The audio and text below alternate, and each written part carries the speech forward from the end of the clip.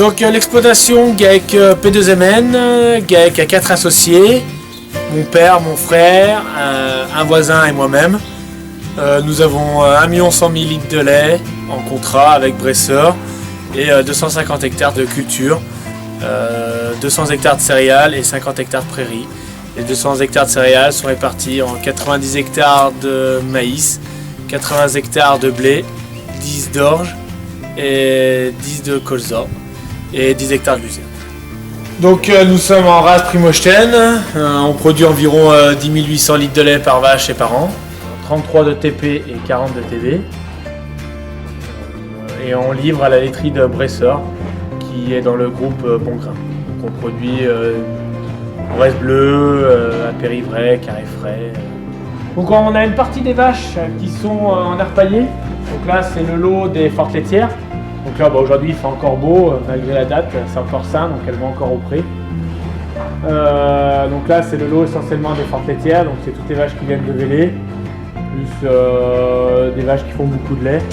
Et c'est pour ça qu'elles sont en air paillé pour un meilleur confort vu leur production.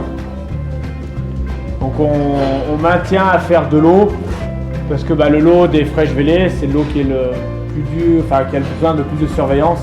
Donc quand il n'y a que 30 vaches, parce qu'on a à peu près 120 vaches à la traite aujourd'hui, et si on fait un lot de 30 vaches, c'est plus facile à surveiller 30 vaches toutes seules que 30 vaches dans 120.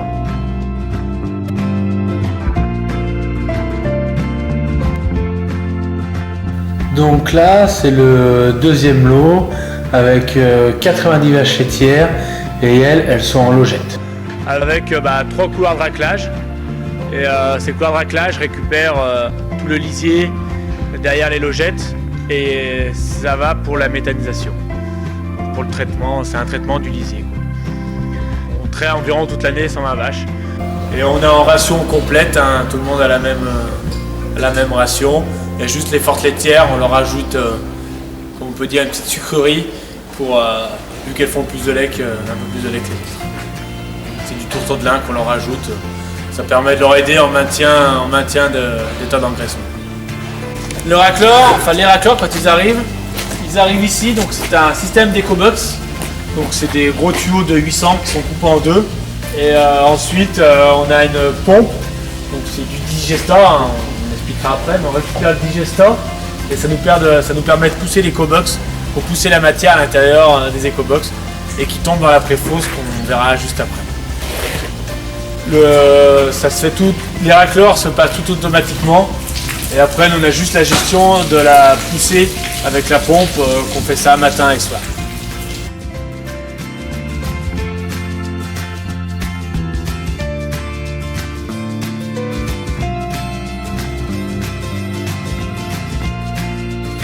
Donc là on récupère les eaux du toit.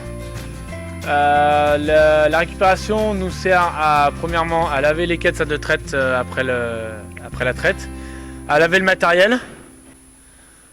Voilà. Donc on a une cuve extérieure de 30 000 litres, une enterrée de 10 000 litres, qui nous fait 40 000 litres de stockage, qui nous permet tout le lavage et ainsi qu'au traitement. Donc l'eau qu'on récupère, ça sert à laver les caisses. Donc ensuite, toutes ces eaux vertes ainsi que les eaux blanches, donc le lavage du matériel de traite, est tout récupéré et va en direction de la méthanisation qui est retraitée derrière par la méthanisation. Voilà. Tout le lisier arrive par ce gros tuyau là qui est enterré et vient ici. Donc ici c'est notre préfausse de mélange. Donc toute la matière, tous les couloirs de raclage des vaches ainsi que toutes les couloirs de raclage des génisses qu'on racle tous les 2 jours, on y met dedans et on a un mixeur qui est en bord et qui permet de homogénéiser la matière avant d'être intégré dans le digesteur. Il y a un broyeur pour broyer les éléments, parce que plus ça arrive broyé, plus c'est vite digéré, plus vite ça produit du gaz. Après on a une pompe à lobe qui monte en haut du digesteur. Donc ce qui est important, c'est qu'il faut travailler avec de la matière fraîche. C'est pour ça que de travailler avec du lisier frais, qu'on racle souvent, ça permet que ça intègre toujours de la matière fraîche. Donc en plus de nos lisiers, qui représentent à peu près 95% de l'alimentation du digesteur, on rajoute 5% environ de déchets, de céréales, de maïs. Mais on n'a pas besoin de ça réellement pour tourner, on est autonome avec notre propre matière. Donc on a calculé notre production qu'on pouvait avoir via des analyses et on a vu que on avait la capacité de produire 50 kg. Donc on a monté une unité de 50 kg pour être autonome. Nous aujourd'hui, on passe moins de temps avec la méthanisation qu'avant quand on gérait nos fumiers. Vidange toutes les 3 semaines du moteur. Et de temps en temps, il y a le piège à cailloux du broyeur à vider. Donc là, c'est un quart d'heure par jour. Donc là, c'est le digesteur. Le lisier est intégré environ toutes les 2 heures par le haut. Le lisier séjourne environ 30 jours avant d'être totalement digéré. Et le lisier qui passe sous forme de digesteur une fois digéré est plus lourd, donc va en fond de digesteur et il remonte par le tuyau noir naturellement et ensuite tombe dans la fosse à stockage du digesteur.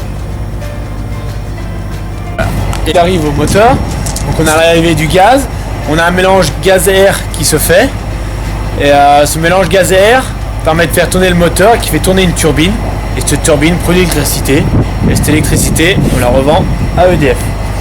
En parallèle de ça, un circuit de refroidissement pour le moteur, donc on envoie l'eau chaude au séchoir, c'est pour ça qu'on a un séchoir pour valoriser la chaleur.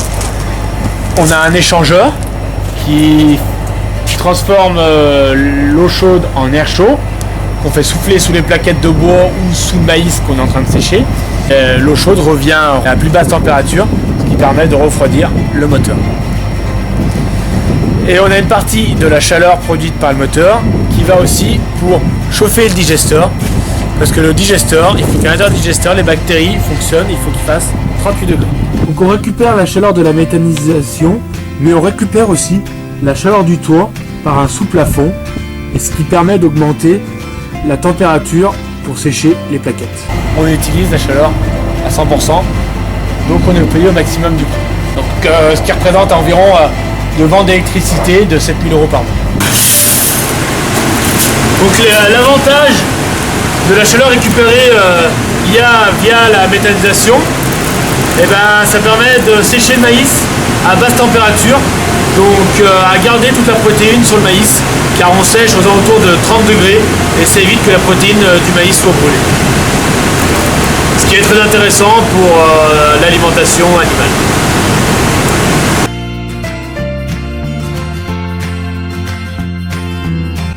On charge la tonne à lisier par le dessus et il faut environ 2 minutes pour remplir 14 mètres cubes. Donc, un des avantages du digesteur, c'est qu'il est sans odeur. L'azote du lisier, suite à sa digestion, devient un azote ammoniacal qui est directement assimilable par les plantes et ce qui permet aussi de faire des économies d'engrais. Et c'est pour ça qu'on les pend directement au sol.